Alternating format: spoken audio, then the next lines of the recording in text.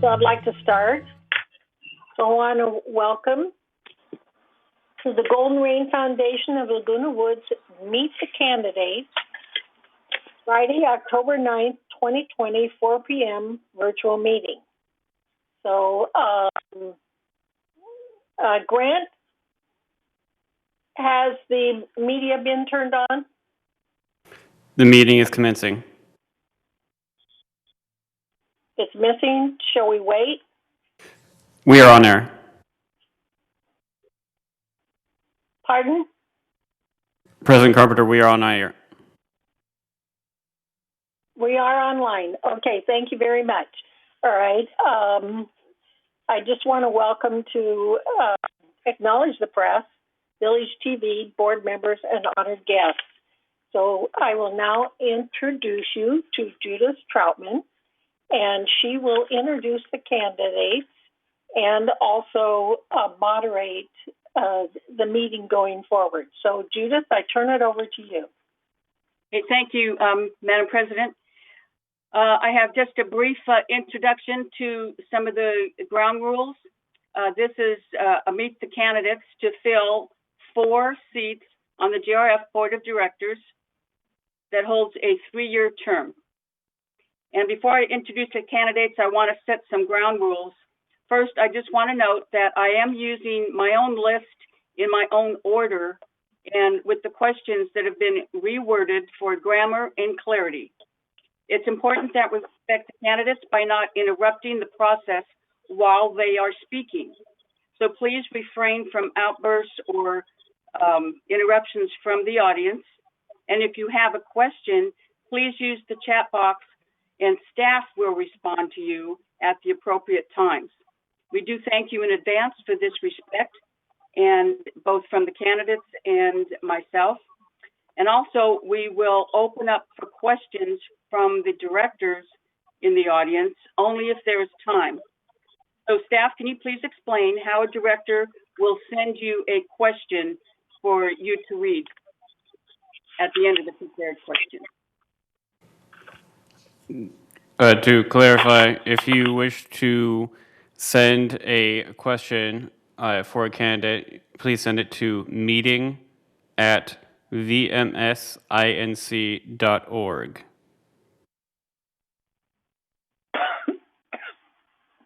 Thank you, Grant. Again, this is being televised live, and it will replay on October 16th and October 30th, but please check the TV6 guide for the times. I didn't have those. So our candidates are, in an alphabetical order, Mark Greenham. Raise your hand so we can see who you are. Mark, okay. And do you know how to work your button, your speaker, to turn it on? This is also a speaker check. There you go. Okay, and it's Greenman, by the way. It's Greenham. Thank Green you. Man, G-R-E man. Mark Greenman. Thank you. Right. And next we have Joan Millemann. And your speaker works?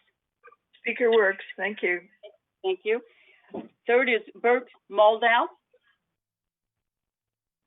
Thank you, Bert. Speaker is working. And did Lynn Stanley show up yet? I don't see her. Someone's calling her to see if she's having difficulty getting connected. So we'll chime her in when she shows up. And then Sue Stevens. Hello, Steve. Sue. Sorry. And my mic's working. Thank you. Okay. There are 10 questions, and they are ranging from 1 to 2 minute answers. They were picked in random order. They will not follow any pre-constructed lists or orders that anyone in the audience may have. So once I start the timer, at the 30-second mark, which means only when you have 30 seconds left on your time, I will hold up this orange flag that says 30 seconds on it. Let's see, like right about there. So that is a silent way to tell you you have 30 seconds left to speak. And then when you are at the 0 mark, I will hold up this red flag telling you that your time is up. Yeah, I see you there. Okay. Thank you so much for your help. You're in. Okay, thank you. Mhm. Bye. Bye. Now, is this Lynn we have? Yes, hello. I'm sorry. It took me a few minutes to get into the computer. That's okay. I apologize. So, hello, Lynn. I was just explaining the rules. Some of the questions are 1-minute answers and some are 2-minute answers. And when you only have 30 seconds left to speak, I will hold up this timer that says you have 30 seconds left. That'll give you a silent warning. And when your time is up, I will hold up this red card, which will give you a cue that you should finish up and end your comments. Okay. So I think I got it. Are you Judith? You are Judith Trotman? I am Judith. Thank you. Nice. So, this little task alone will tell us if you're able to keep the time frame. Might be a testament to your own self-discipline as a director, because we do have time limits when we sit at the dais. So the first question in alphabetical order, I'm going to start with Mark will go first, then Joan, then Bert, then Lynn will be fourth, and then Sue. And I'll remind you of each one at each time. If we're sitting at the dais, it would work the same way. So the first question, you will have up to 3 minutes to answer. You do not have to use the entire 3 minutes. Please introduce yourself, plus tell us something about yourself or something, thank you, or something that we should know about you that we did not read in your bio. So first will be Mark. Starting now, you have 3 minutes. My name is Mark Greenman, and what you may not have read about me in my bio is I was an appellate lawyer in Minnesota. I went to the University of Minnesota Law School, and I did 4 successful appeals at the 8th Circuit Court of Appeals, which is the most of any plaintiff's lawyer in Minnesota. So I'm very proud of that. And what else was my topic? Oh, tell us anything you want about yourself, and then something we cannot read in your bio that you sent, in your biography and your candidate statement. All right. I am a guitar player and singer, and I put on 106 concerts at either 101 concerts at Aliso Creek and 5 concerts at City Center Park behind the Harris Hotel. Okay, very good. And if you're done with your comments, I'll move on to the second person. I am finished. Thank you. Finished. Thank you. Okay. Next is Joan Millemann. Yeah. Go ahead. Start. Go ahead. Okay. Hi. I'm Joan Millerman, and what you might not know about me that's not in my bio is that I was a Girl Scout for 10 years. So I had lots of experience with things like Robert's Rules and riding horses. Okay. You may not think that's very helpful too. That tells us. Yeah, I've been on the board for 5 years at GRF and really enjoying it. But did you want a full statement at this point, Judith? Yes, whatever you want to do, because not everyone has read your bio. So, Okay, I will do it then. I've been in education most of my career and have expertise in group management and team building. I received specific training in this when, as my high school's union rep for 8 years, I was given week-long workshops over 2 summers from UCLA's Anderson School of Management. And as a teacher, I had to manage 6 classes of juveniles every day. And so I had a lot of training in group management. I figured if I could manage a group of seniors and whatnot, I could manage us. In business, I worked as in an international CPA firm in its management advisory services for 8 years as an editor, administrative supervisor, and arts management consultant. I had my own consulting business and established a major music festival in New Mexico, which is on my resume.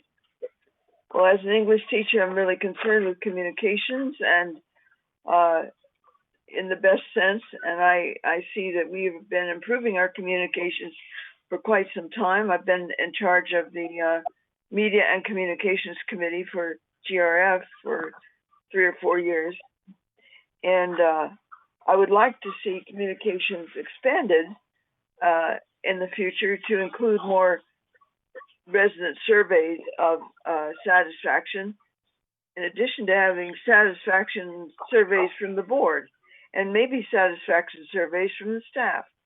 I would like to be as transparent as possible. Anyway, I look forward to hopefully serving you again on GRF. Thank you. Thank you, Joan. Okay, next we have Bert Moldow. Thank 3 you, minutes. Judith. Introduce yourself. I am a graduate engineer, electrical engineer, and I have a master's in business.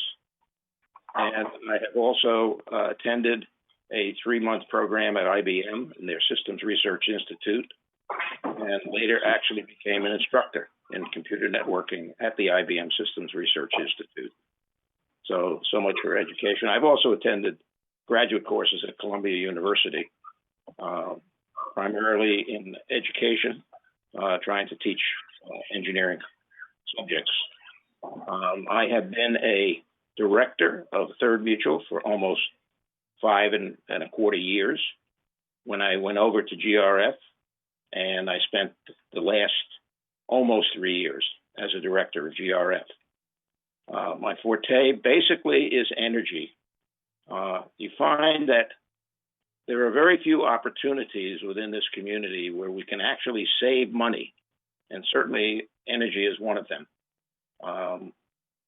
We spend almost $1 million a year in GRF. Actually, it's a little over 900,000 right now, but we expect an increase from the power company coming up very shortly.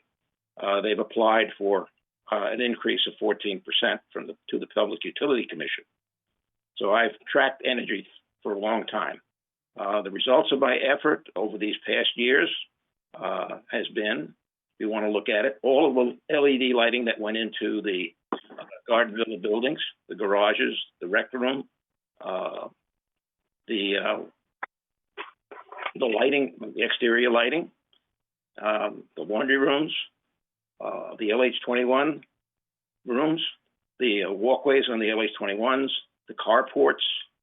You'll find the LED lighting now in the walkway lights, gates 5 and 6, and a few that go in gate 7. So there's additional things that we've done. And I continue to try to improve lighting. I was the individual, by the way, for Third Mutual that found out that we could apply to the power company for the procurement of their street lights, and pushed very hard to make that purchase possible. And so your LED streetlights that now exist within Third is something that I worked hard on, and it was accomplished. At GRF, as part of GRF, work to look ahead a little bit. We know that electric vehicles are coming, and we got electric vehicle charging stations into GRF. Also, right now, as far as GRF is concerned, the chair of the Clubhouse 1 future renovation had a lot to do with changing or rejecting the PAC proposal. And I'm now working with the M&C committee to fulfill the needs of the PAC without spending $5.5 million. So energy is my forte, and it's a way in which this community can save a lot of money. Thank you. Thank you, Bert. You'll have an opportunity to expand on that in other questions. Fourth, we have Lynn. You get the same 3 minutes to introduce yourself. Anytime you want, you may start. Do you have your speaker on? We still can't hear you. Hit your speaker button again. There you go. I heard it say that. Sorry about that. Learning all. Hello, everyone. My name is Lynn Stanley. I'm new to the community as a owner. I've been here since May 1st in the COVID free-for-all, pretty much. That was a challenge, to say the least. I was a tenant, however, here for 2 years, quite a few years ago, but I was a tenant, so I've kind of been both sides. My background, I have been the president of 2 HOAs here in California, and one in California, one in Georgia.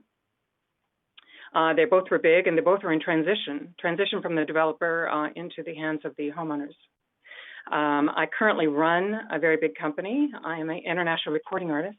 I have a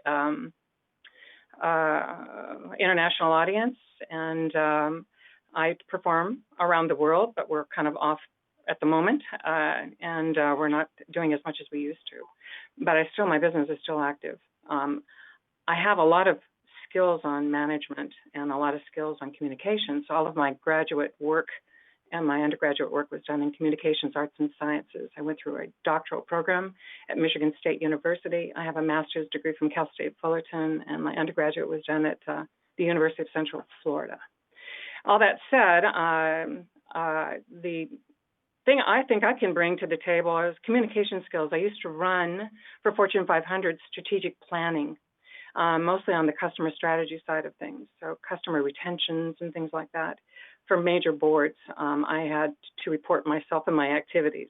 So I kind of get the idea behind all that. I'm new to the community. I'm really excited to hear the people who have been on the board and who have done some great things. Good job. I can imagine now with the COVID, however, things have changed quite a bit. Things I would like to work on personally, given my short tenure here, I bring to the table probably the baby boomer point of view. I'm sure that there's some in the group as well that would do that. But some of the things that happened, I would like to be a little more customer and resident friendly.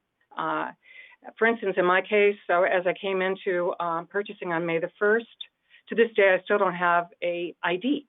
I was listed as a guest, and I had to go in every 2 weeks to get my guest pass for overnight over and over, done and again, until I had a complaint go forward to the board president of Third Mutual, as well as to Mr. Jeff Parks. I feel like there could have been some other ways of handling that, and so I can bring to the table some new ideas, I hope. Thank you for your time. Thank you very much, Lynn. Thank you. Okay, Sue Stevens, you will be the last to introduce yourself. Okay. Sue Stevens. I have a Bachelor of Science from Pepperdine University, a master's degree in business from the University of Redlands, 25 years of managerial experience in state and local government management, 7 years of experience in auditing, and I was formerly trained by the Nevada Highway Patrol in the U.S. Incident Command System, which is the basis of the village's emergency operations plan. I also was project administrator a long time ago during the construction of the San Onofre Nuclear Generating Station. As far as something not on my resume, I was born and raised in Southern California. I retired in 2009 and moved to the state of Nevada, and thought I was retiring, but I got so bored I had to go to work. So I worked for 5 years as an energy program manager for the state of Nevada in the governor's office. And then just recently, about 3 years ago, I moved back to Southern California because I like the weather much better here. And I expected to get a job, since I've always had a job since I can remember, since about age 16.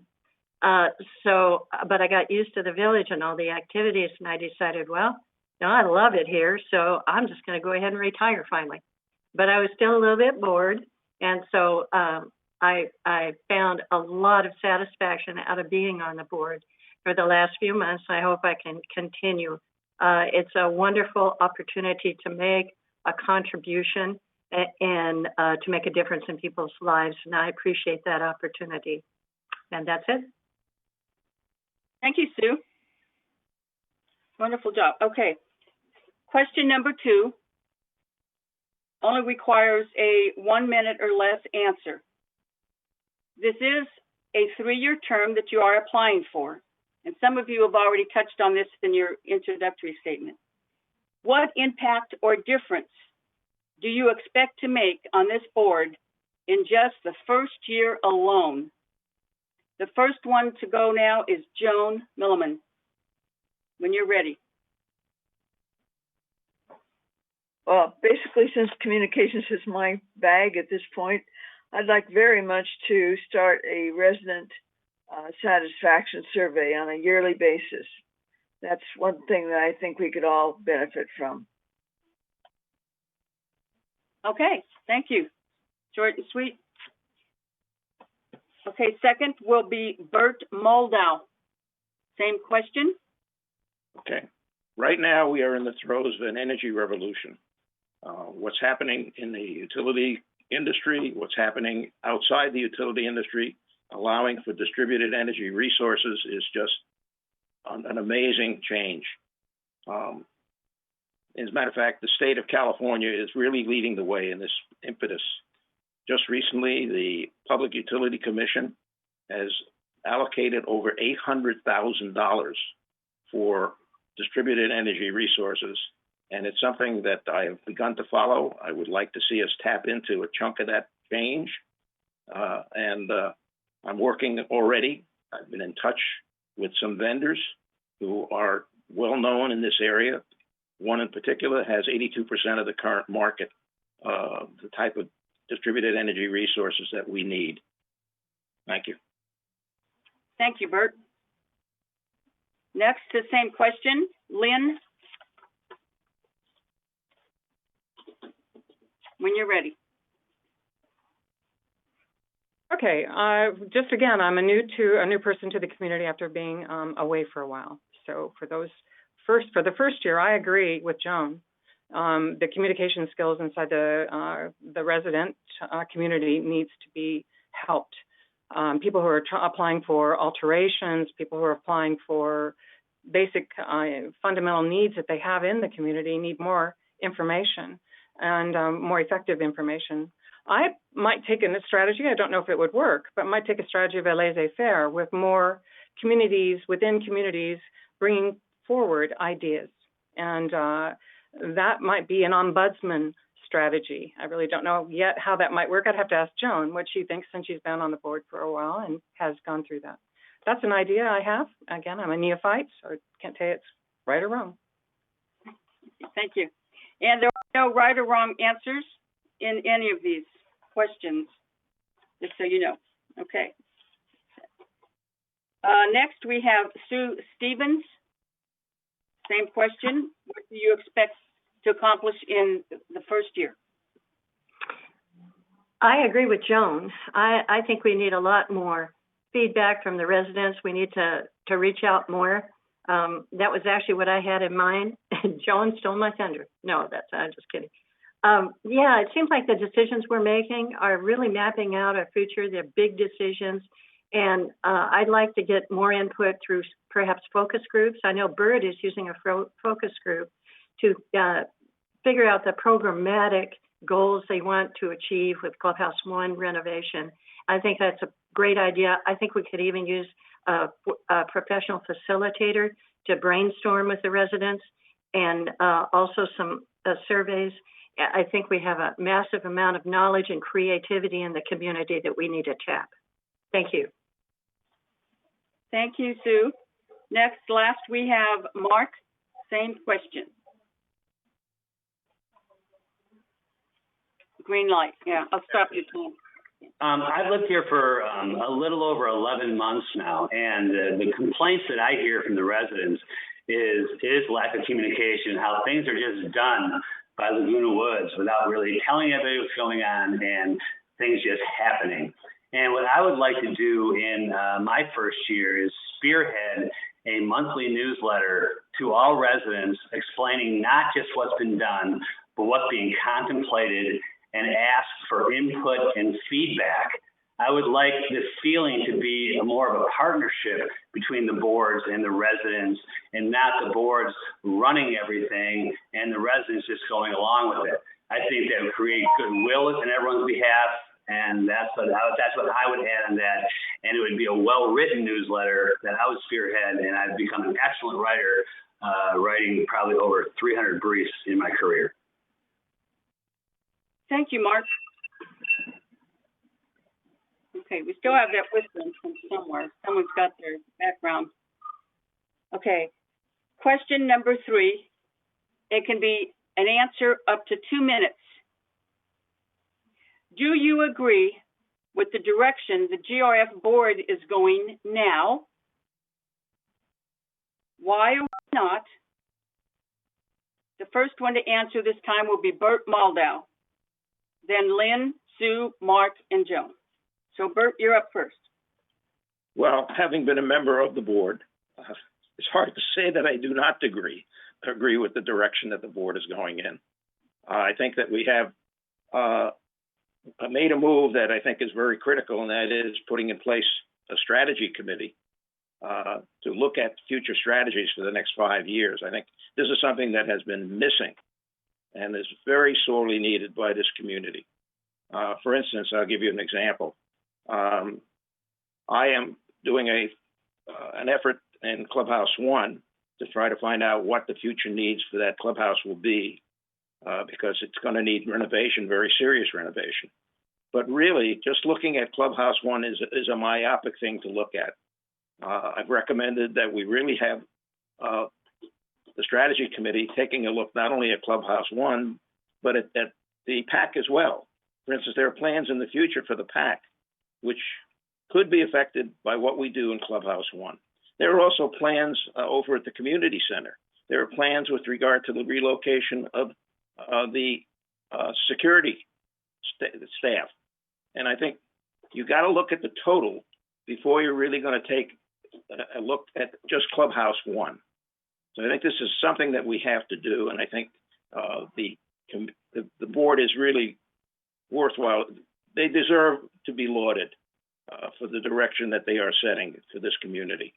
Thank you. Okay. Thank you very much, Bert. Next, we'll go Lynn. If I need to repeat the question. Okay, I think you're asking what, in 2 minutes, do you think the board is doing right now that benefits the community? Am I correct? Yes, correct. And okay, again, I'm coming to you as a person who's been here since May 1st as an owner. I can tell you that there were several things I wish the board had been more resident friendly in helping people like me who came into the fold during the COVID experience in terms of integration and acceptance. There were things that I too, like Mark, I'm a major writer as well. I have been through a doctoral program in Richmond and even written several reports and gotten top student paper awards. I too have a legal background, so to speak, but not as good as Mark in any stretch. But I do have that exposure. I'm just thinking that the universe of the residency ought to, and the board ought to be thinking along the lines of asset protection as well. We're here not only to have the enjoyment of the resident community, but also to improve our assets. People who have been here for 20 years and haven't made any money on their units because of holding back of certain things or this or that, I'd like to have more of an open attitude. Baby boomers are going to want to improve their properties. They're going to want to have more of their personal touch on things. They're going to want to have maybe some things that might not come to the attention of the board. And that's where I'm hoping that a communication and a voice such as mine might bring some of those issues forward for discussion to see if there's any chance of working those things through with the board. And as in that second aspect of my career, I've also been a focus group moderator and a researcher, as just a little thing to add in there. Thank you. Thank you. I don't mean to scare you guys away when the 30-second sign goes up, but you still have another 30 seconds to speak after that. The third person to speak will be Sue. When you're ready. Okay. I don't think the question was about the board, how the board's doing, whether I agree with how it's going, right? And the direction the board's going. Right. The direction it's going. I got a little distracted by some of the answers. there is no doubt in my mind, and there shouldn't be by anyone in the community, that they have one of the finest boards that they could have.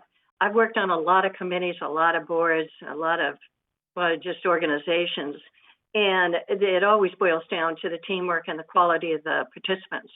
And this group of people, I have never seen such a dedicated group and qualified. The people that are serving on the board, they know what they're doing, they know what they're talking about, and you can trust them. And to me, that's the main thing, is trust. And I hope that the community sees that. I figured it out by participating on the board. So I don't know how we communicate that out there, but gosh, I hope a lot of people can get the opportunity to work on the board to find that out. I totally agree with the direction they're going in, and I'm here to help in any way I can. Thank you. Thank you, Sue. The next person to answer that question will be Mark. Ready when you are. There you go. I've been here only 11 months, so it's a little difficult for me to get a big grasp on that question. However, there's one area that I do think, and it kind of loops back to what I was talking about earlier, is the communication issue. And just as an example, is that peace poll. When that came out, I didn't know anybody, and I know 100 people, and I didn't know anybody who knew anything about that.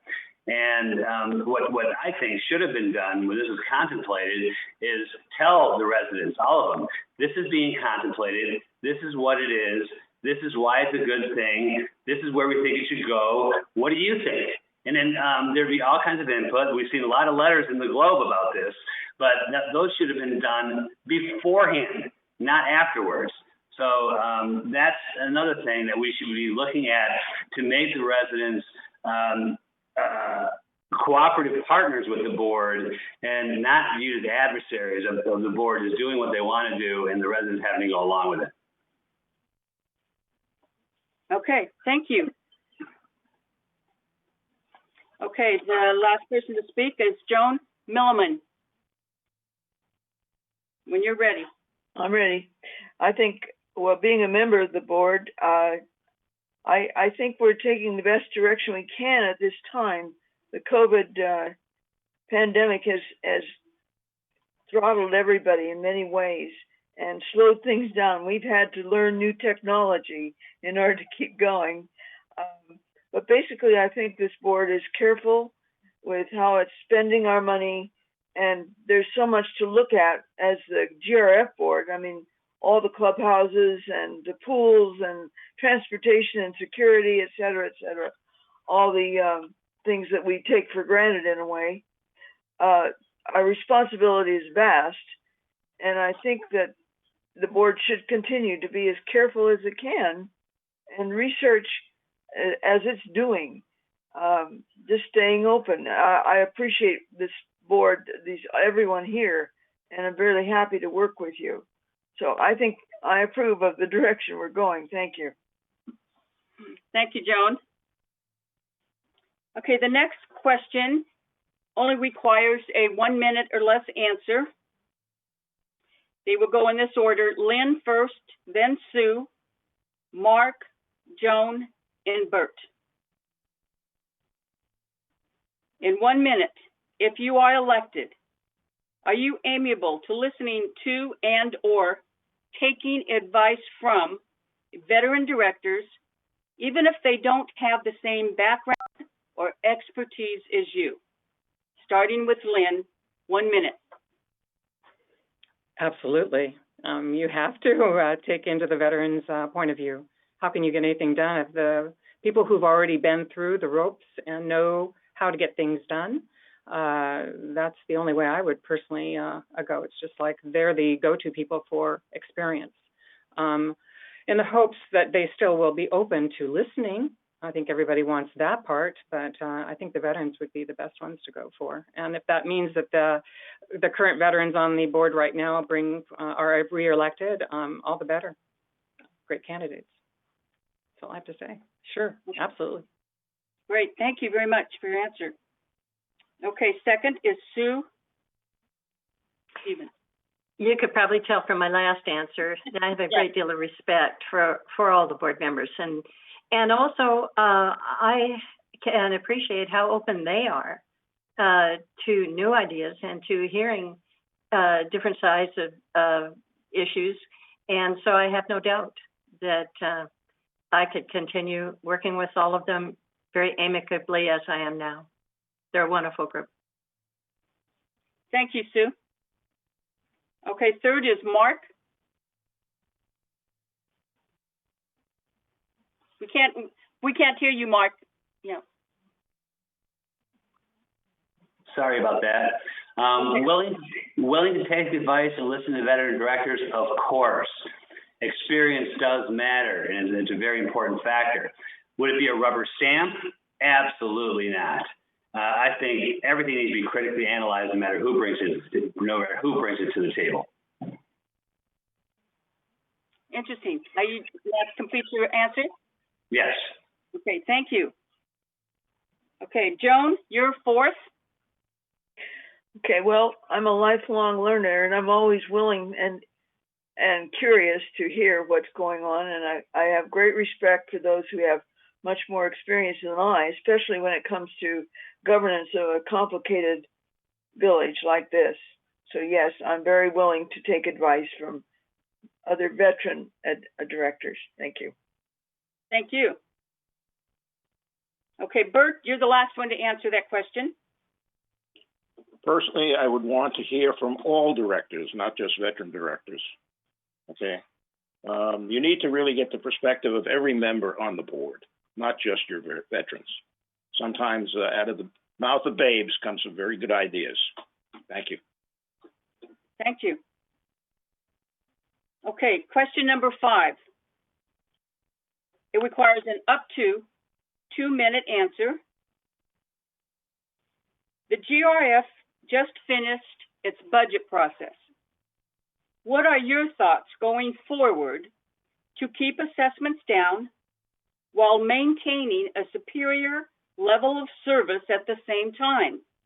Or is that even possible? If you need me to repeat the question, I will. Starting will be Sue, then Mark, then Joan, then Bert, and then Lynn. And it has to do with the budget process, keeping assessments down, and is it even possible to maintain a superior level of service while keeping assessments down? Anytime you're ready, Sue. Well, you nailed it. That's the big controversy in the village. It's a tug of war between the people who want to keep assessments down. They want to control costs, and I'm in that group. And the other side of the tug of war is the people who have a great vision for the future, wonderful ideas, thinking outside the box, want to lay out the plans for how we can proceed happily into the future. And I'm in that group too. So the bottom line is it's a tug of war that can't be resolved other than everybody listen to all the great ideas everyone has and keep in mind the need for cost control. And this is back to the idea of the focus groups or strategy sessions, brainstorming, creativity, where we draw on the best in our community to help us get through this tug of war. And then I think we should have multiple groups like that who do the strategic thinking. It gets summarized, professionally facilitated, and we produce something that all the residents can weigh in on. So that's my answer. Okay, plenty of time. Thank you, Sue. Okay, second is Mark. We don't hear you again. Mark, you hit your green button. There you go. I'm a lawyer, not an accountant. I'll readily admit that.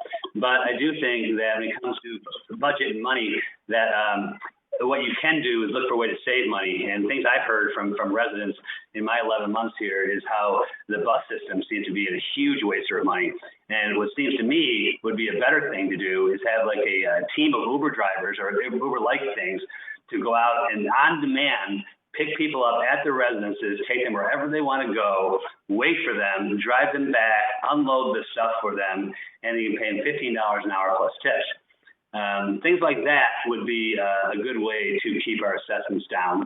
And I think also asking the residents in general, what ideas do they have that we can save money? I think that would be something to look at. Thank you. Okay, thank you. Let me reset. Okay, third will be Joan Millerman. Same question. Okay. I think GRF has done a pretty good job of keeping assessments down. Things happen in the village, and if an emergency occurs, that's when you have problems. We've been lucky, I think. However, there are things that can be done. We happen to have a village management fund, which is now so people can contribute actually and get a tax write-off. So there are different ways that the village itself can help to take care of the village. And it's more than just a handout, but they get some reward and recognition for helping out. We can borrow from our reserves, but we have to have a way to repay it. We can take out a loan. Oh my gosh. Again, having a way to repay it is important. And I'm talking about an emergency situation. You know, what if we have a major fire and we have insurance and it's covered up to a point, but you know, it might take a special assessment, and a special assessment again could be paid back in hunks. You don't have to pay it back as a resident all at once. I'm just saying there are strategic ways to work around this, and I'm not putting out those things as a way to go, but I think I like Sue's particular strategic thinking first and foremostly, which is what we try to do anyway. So that's my answer. Thank you, Joan. Fourth, we have Bert Muldow. I'm a rebel here, I guess. I'm an advocate of looking at the possibility of financing large expenditures that we have to make, such as looking at the renovation of a clubhouse like Clubhouse 1 with loan. We are in a current period of a very cheap interest rate, and we're not taking advantage of it. And this is something that we should consider when we have large expenditures. For instance, the renovation of Clubhouse 1 could be paid out over 15 or 20 years with a loan, which might even be a mortgage. We've done this in the past when we purchased the administration building. Nothing wrong with that. And it avoids the front loading of expense on our residents because it gets spread out over 15 years, so that the people that are living here today do not necessarily have to pay the total bill for something that other people are going to be using 15 years down the road. There are other opportunities that we have. For instance, the incentive program that I mentioned with the Public Utility Commission.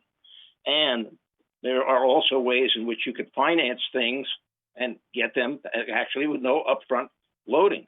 There's a program that exists called Energy as a Service, where you can go to a vendor and they will provide the design, they will provide the installation, they will provide the maintenance, they will provide the management, they will provide the financing. And all you do is you pay for the energy just as if you were paying for the power company. Okay, but rather than giving it to SCE, you give it to this company. But of course, the thing is, you're looking at it from the standpoint of the relative cost between what the energy company charges, okay, and what the contractor that you're going to be dealing with charges. So there are ways in which we can deal with financing. Thank you.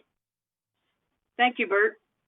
Okay, Lynn, I'm going to repeat the question for you. You'll be the last to go. We just went through the budget process. So if you're elected to the board, how do you think we could maintain a superior level of service while keeping assessments down at the same time? And is that even possible? Your thoughts? Number one, I've only been here 5 months, so I can't answer that question as if I were a board member to give you a response. I haven't seen the budget personally. Number two, I ran 2 homeowners associations, one in Chino Hills, a high end with 144 residents, and I reduced the HOA fees for our community by doing several things, and I did it also in Georgia. I evaluated what potential we had for other service providers who would be willing to bid out. We would bid on the projects. We had fail-safe mechanisms. We'd never had to borrow money, such as Bert's talking about, but I can see his point. One of the things I was wondering, and I'd love to have a conversation offline, Bert, is about solar energy and what the impact of that is on the community and when can we move forward with that.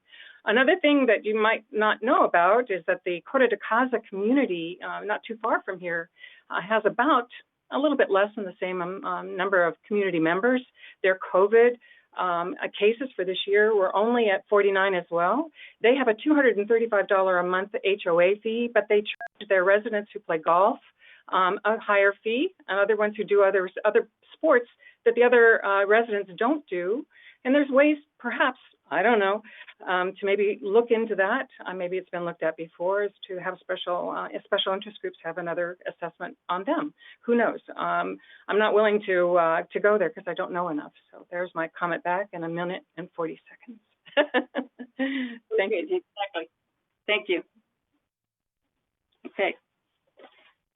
The next question, number 6, in 1 minute or less. Do you think it's important to have a good working relationship between the GRF board and the HOA boards, such as Third, United, and Mutual 50? And Mark, you will go first, then Joan, then Bert, then Lynn, and Sue is last this time. So Mark, in 1 minute or less. Well, I don't see any point in having bad relationships with other boards. It seems to be counterproductive. I mean, I think this needs to be a team effort, with Laguna Woods being the overall, captain, and us being players trying to move the ball forward. So by all means, this should be a team effort. Okay, thank you. Joan, you're second. I agree, Mark. We certainly need to work together in every way we can. We are one village. We simply have different housing units, and the housing units takes care of the housing units, and we take care of the grounds and so on. But the thing is that everybody has to know what everybody is up to. You know, everyone has to know, so that when you're on a board like GRF, you understand that United has certain problems, and Third has certain problems, and the towers have their own problems, and it helps us and GRF to understand all of that. And the converse is true. The mutuals need to understand what GRF's job is and how we have to struggle at times too. Okay, thank you, Joan. Right on the dot. Okay, Bert, you're third. We all have common interests in this community. We think in terms of individual HOAs and GRF, but in reality, there are a number of things that we do in combination. We did this with security already several years ago, where we combined the whole thing into one security law and the rules. And for instance, with energy, we all have an energy problem. Okay, we have antiquated equipment that have to be upgraded. We have electric bills that we're paying. We're dealing with the same power company.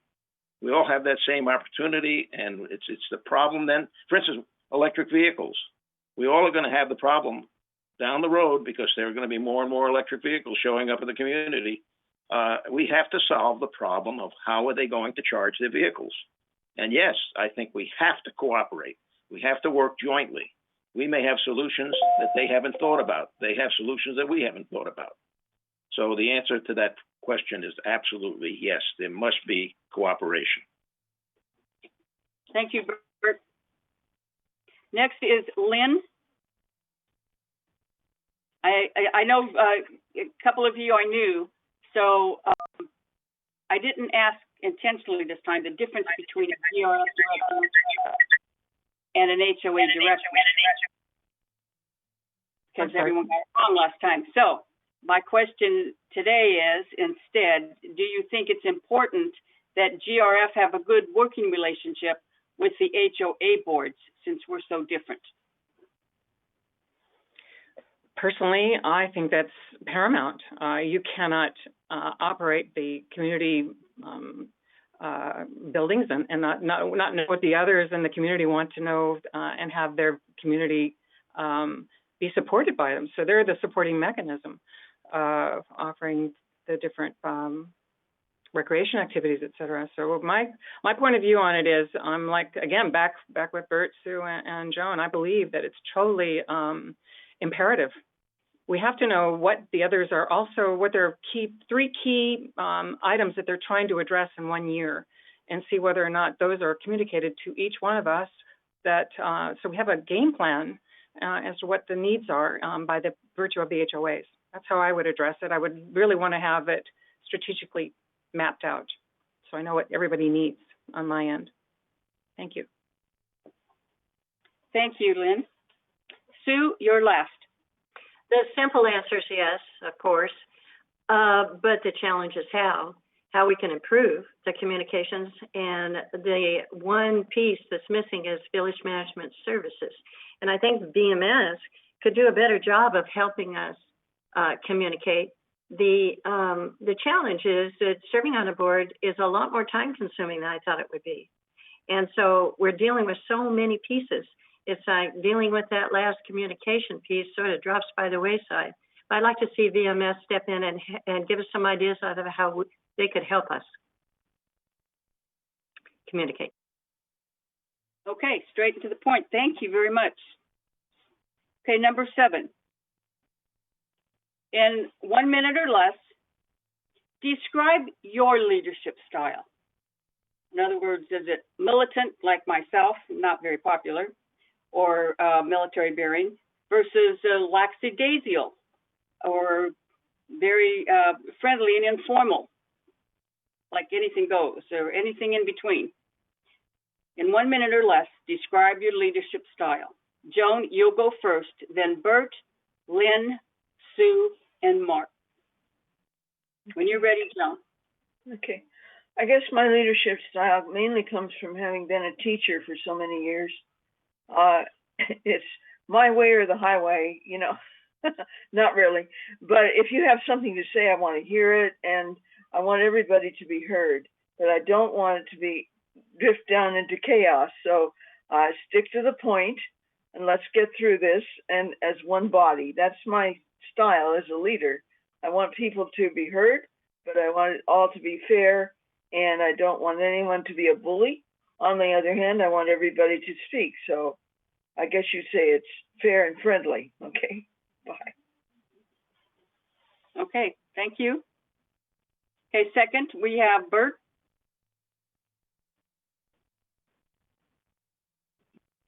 Well, one of the things I find important in leadership is mutual respect. I think you have to respect the people that you're leading, and in turn, you'll get respect back. You want to be able to make sure, if you're a leader, that you are providing tools that others can use. You want to be a good communicator with them, and you want to give them the opportunity to be heard as well. I'm doing that right now, by the way, with Clubhouse One. I've asked each member of the committee to come back and provide me with comments and recommendations with regard to the architect's report on what has to be done at Clubhouse One. I took them all through a walkthrough on Clubhouse One so that they could see what the architect had recommended visually, okay, to make a determination, their determination as to what they think it should be. And I've asked each to write a report, and we are going to meet in a couple of weeks, and each person is going to be able to have an opportunity to present their thoughts, their ideas. Thank you. Thank you, Bert. Next is Lynn. Same question. Okay. Again, you asked for leadership style in terms of how you generally operate, given I, once again, have not been on the board here.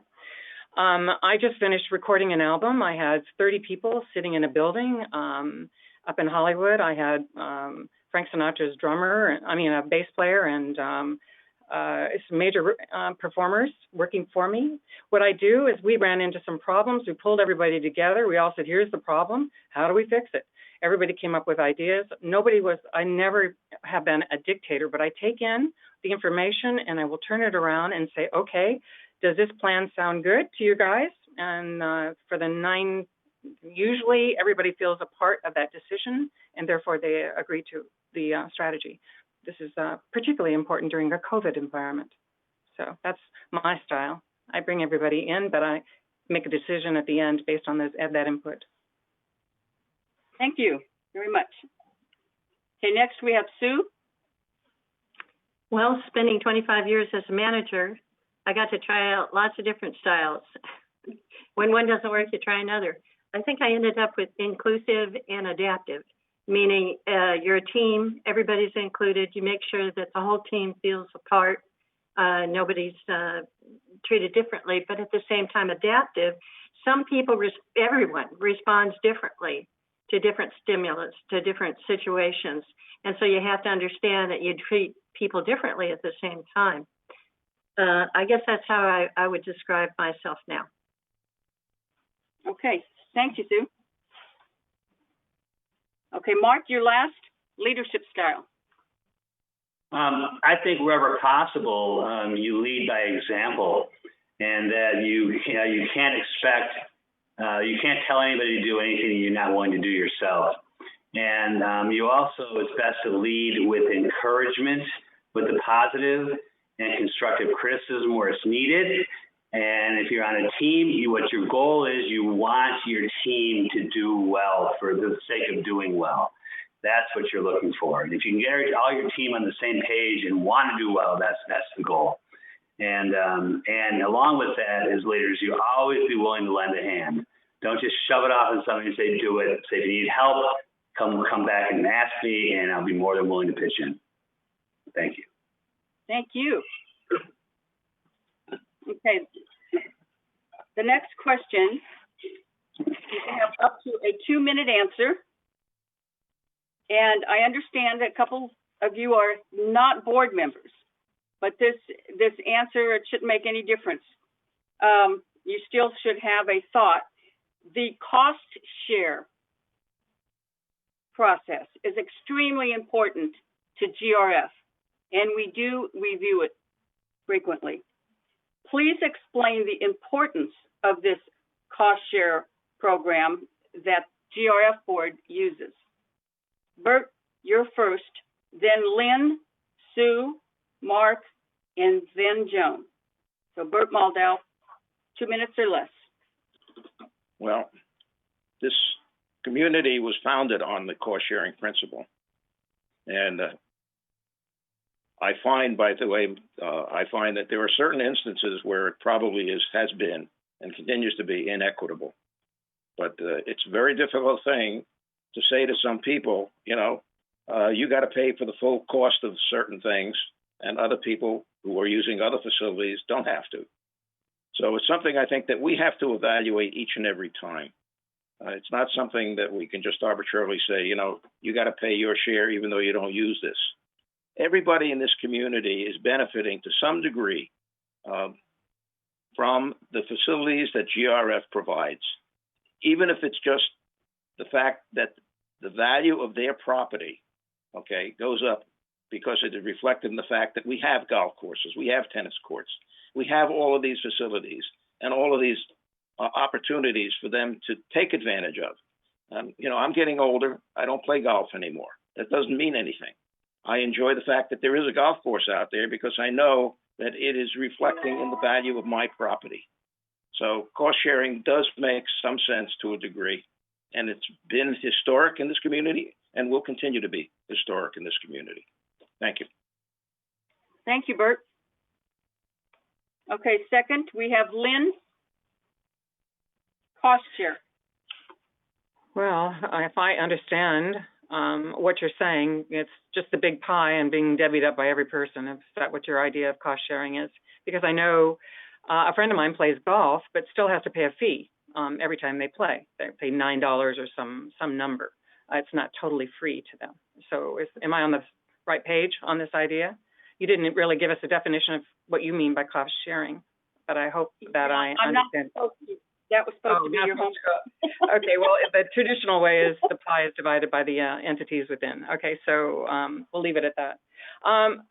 Again, I don't know. It would all end up being how important and how the budget is going and where the expenses are going. If the electric bill is going to be going up, skyrocketing 14% more, and other fees are going up, I think there has to be an evaluation on that problem and how you contain costs. So again, I probably would take a meter reading from the other board members as to how they've already been through the process and what they found out when somebody, I'm sure, probably presented that idea. But it may be a case in the future if costs continue to rise and there's no way of getting around it, and we still have to maintain. $700 a month is a lot of money for people to give out. Many people on Social Security are only making maybe $1,200 or $1,800 a month, and for them to live on the rest themselves, it's not easy. So I would not throw the bathwater out with the baby, or whatever that expression is. I'd be willing to take in more information, and I'm not really qualified at this point to give you a very good answer, but there it is. Okay, thank you very much. Okay, the next person is Sue Stevens. Here we go with another tug of war. Yeah. Now, the golfers think that they shouldn't pay anything, and then the horse riders think that they shouldn't pay anything. I would like to see an effort to benchmark our costs against comparable communities and comparable services.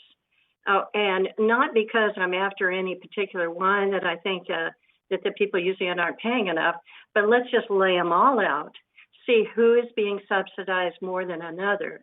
Like, are the people who own horses, is that considering the cost of the insurance and all the costs of maintaining that facility, what is the percentage or what is the amount that we are subsidizing them versus the golfers? And the golfers, I played a lot of golf around the country, and I know that this is a heck of a deal. And that everybody who plays golf knows it's a heck of a deal. But I'm not after any one particular one, but I'd like to know how they all compare against each other. And it would be nice to know, well, each one is subsidized 80% or whatever they're subsidized, or maybe one's being subsidized 80% and another only 10%. So that's what I would look at.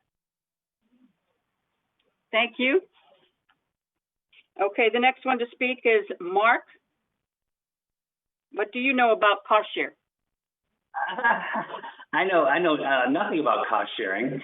The first time I ever even heard the term. But that whatever I'm saying, if cost sharing means that you take all the activities that we have, you divide them all up, and everyone pays the same amount, and as opposed to paying individually for $5 a day for pickleball or $10 a day for tennis, I am definitely opposed to the latter and in favor of the former.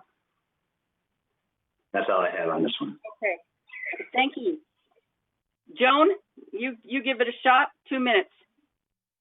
Well, cost sharing was originally came to the village because we wanted to have a luxury place without spending too much money.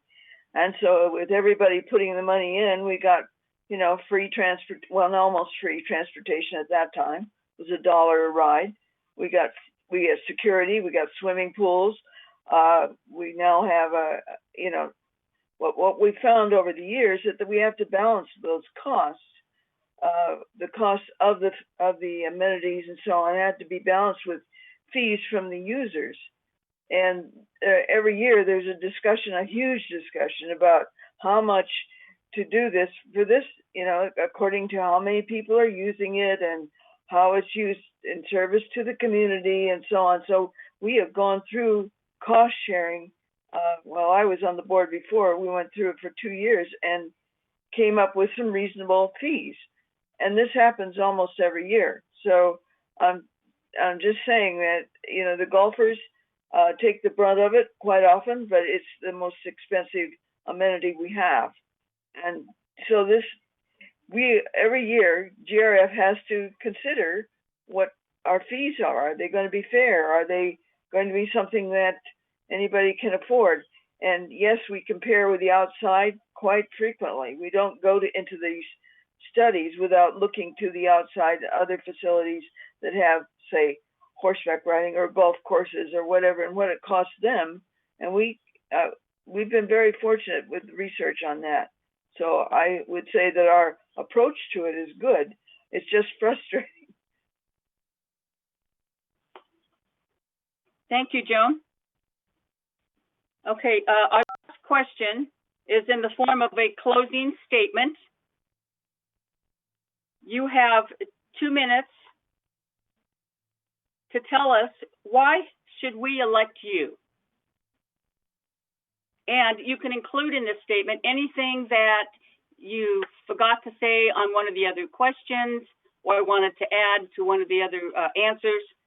So in 2 minutes, closing statement, why you? And Lynn, you'll go first, then Sue, then Mark, Joan, and Bert. Lynn, you're first this time. Oh, that was mean. Phone order. Why me? Okay. There's some great talent on this board right now. I really am pleased to meet you all. I'm very impressed by the answers you all have brought forward. I think, as I said before, I'm going to bring into the table. I am at one point in my career, I was a commercial real estate appraiser working for CB Richard Ellis and Integra. I have a lot of information on how to improve properties. I have a lot of information on how to run companies, and I also have a lot of people skills. As I mentioned too, I've been a college professor, and I've had working with Michigan State University, Georgia Tech, and teaching marketing and business courses with them. I think the problem I have right now is that the community isn't user-friendly enough. I don't think it's focused enough on our people and our needs are. I think I would like to be part of that solution. If I could come up with ways to help, I would be more than happy to do that. I think that the business background is important for every person on this board. You must know how to manage businesses. This is not a social organization.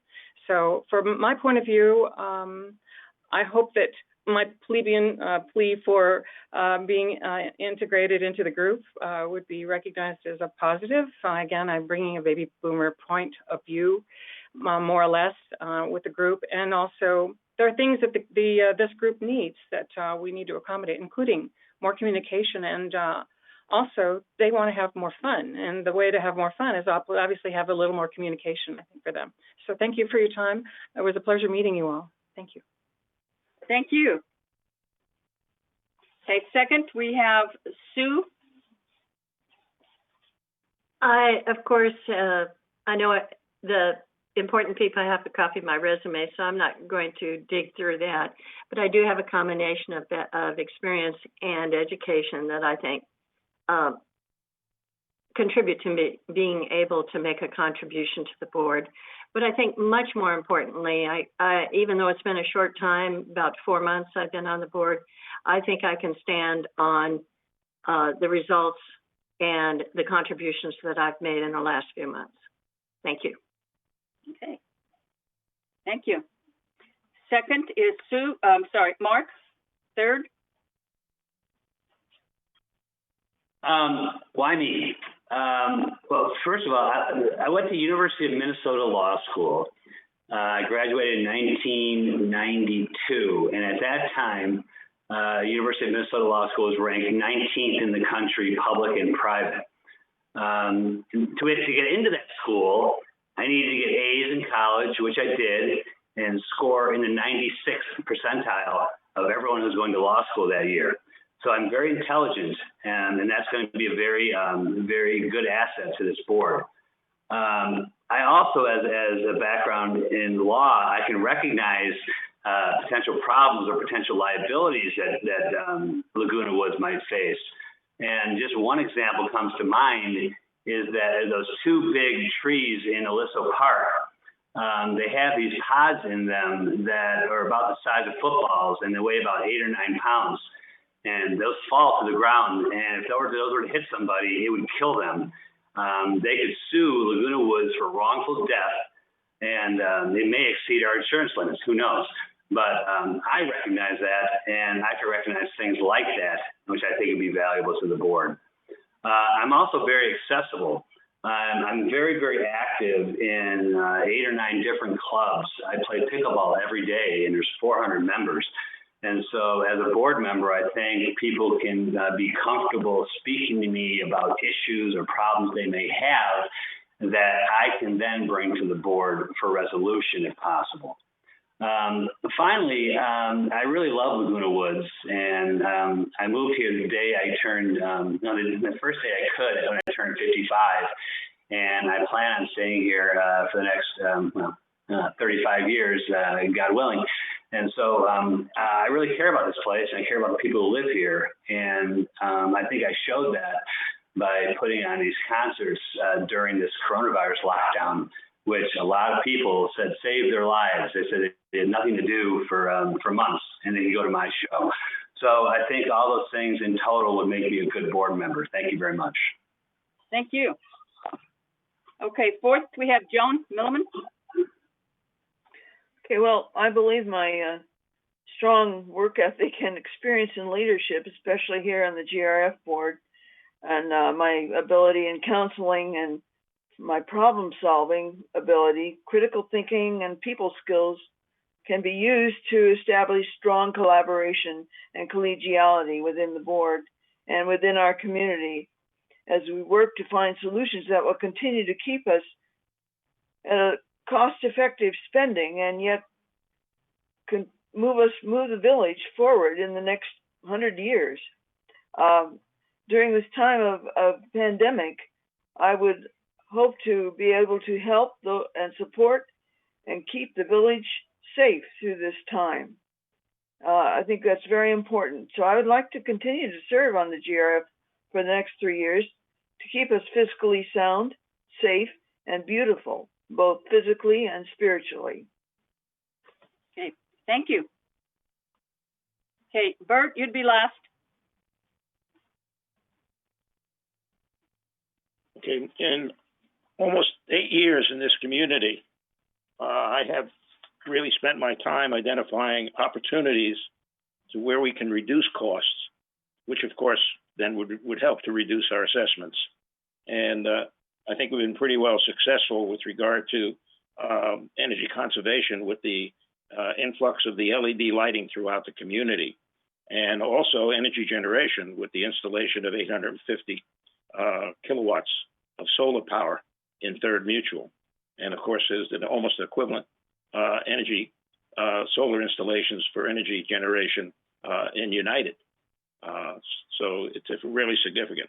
And I want to continue along those lines. As I said, the new technology that's coming into existence now addresses even more than just the energy per se.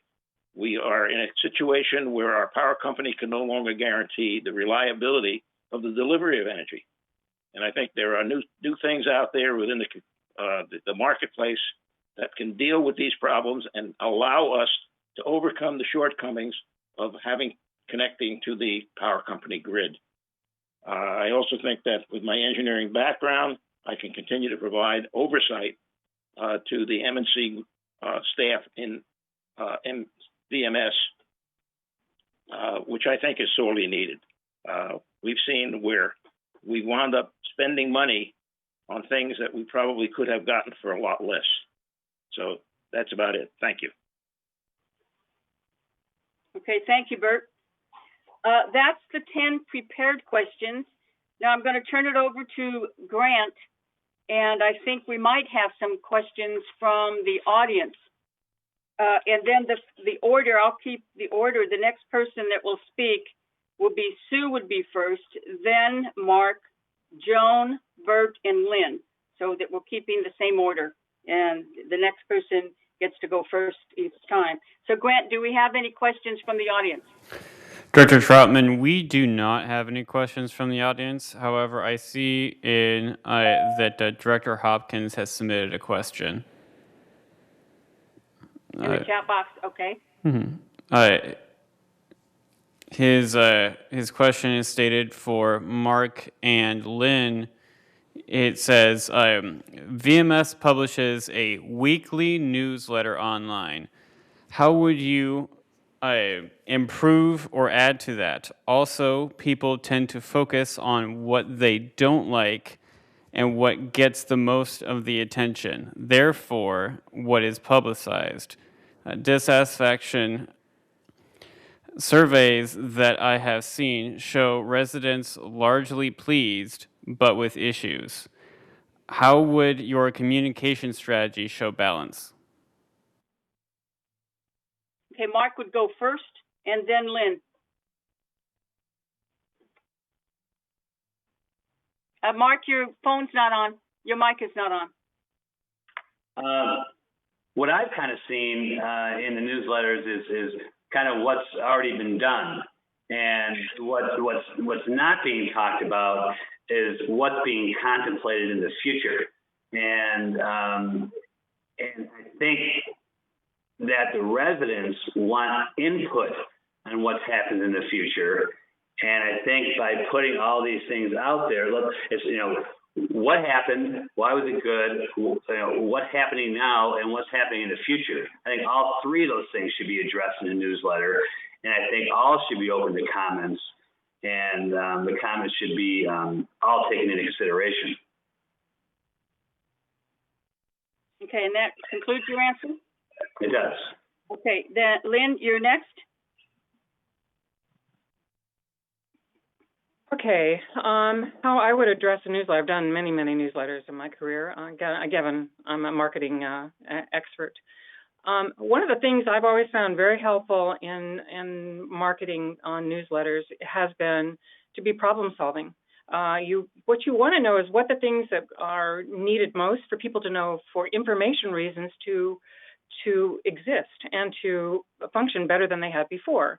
Now, I can give you a specific example of my experience coming into the community on May 1st with COVID as wide open as it could have been.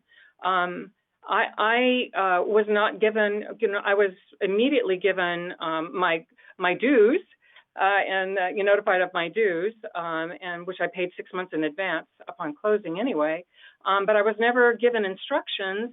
If you're new to the community, here's things you can do to get an ID, and also the passes I had to get for every time I went through the gates, that I had to get an overnight pass. It lasted 2 weeks, and if I didn't reapply for it on a specific day, the day before or the day of, I was then thrown out and not given the pass to get back in until I went up to the gate again and got one. I was on recording in Nashville, for instance, and I couldn't make that date. There are things that maybe I would have suggested in the newsletter that could have come back to the VMS management saying, look, isn't it easy on the programming side? If you can send her out her bills, maybe you can also send her out a pass until we get through COVID when we actually release this, and she can have that on her car and have that for her to make it easier. Instead of forcing me to, as an owner, putting more than $250,000 into the community to act in a way that was rather, in a way, unfriendly. So there are things I think newsletters can do on how-tos, things that are top of mind awareness. How to, and I know, like for going for swimming or for signing up for golf, all of those aspects are being done now. But what about the people who want to do the knitting class or the other aspects? I'm a champion ballroom dancer is one of my side things you didn't know about. I'd love to know how the ballroom community will be addressing their people. I'd love to know how the baby boomers are addressing their community of 400 and so many people. So that's kind of what my strategy has been on newsletters. It's just been address topics that are of interest to the people that are reading and get them engaged. More than anything, get them engaged. That's it. Great. Thank you so much. Bunny, do you have any other suggestions? Does anyone else that's attending have any suggestions for the candidates? I wanted to answer Sue Margolis's question at the very beginning and actually talk about the schedule here. So there's a Meet the Candidates replay, which is October 22nd at 5:30. Ballots are mailed Monday, October 12th to the corporate members early ballots are due back November 12th by 8 a.m. and virtual meeting ballot voting will be November 12th during the virtual meeting and delivered to the Inspector of Elections in front of the community center. So that is the schedule. And if there's no more questions and comments, then I want to thank Judith very much. She's moderated the last 3 Meet the Candidate virtual meetings, and she's done a great job. And also thank all the applicants, and every one of you are very well qualified, and I really appreciate your interest. So if there's no other comments, then we will adjourn. All right, Bert? When I joined Third Mutual 8 years ago, there was no such thing even as a communications committee.